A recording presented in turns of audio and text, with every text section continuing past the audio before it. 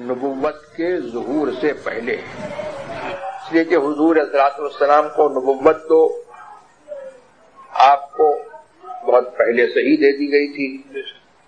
لیکن یہ ہے کہ آپ نے باقاعدہ طور پر اپنی نبوت کا جب اعلان فرمایا ہے، اس اعلان نبوت سے پہلے، بعثت سے پہلے حضور کا حال یہ تھا کہ تفکر کے لیے اور اپنے رب کی عبادت کے لیے وہ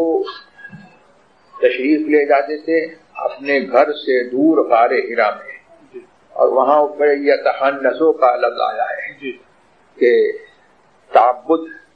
عبادت کے لیے جو ہے وہاں پر جو ہے تشریف لے جاتے تھے، اور کھانے پینے کا سامان جو ہے وہ متعدد راتوں کے لیے جو ہے وہ رکھ لیتے تھے۔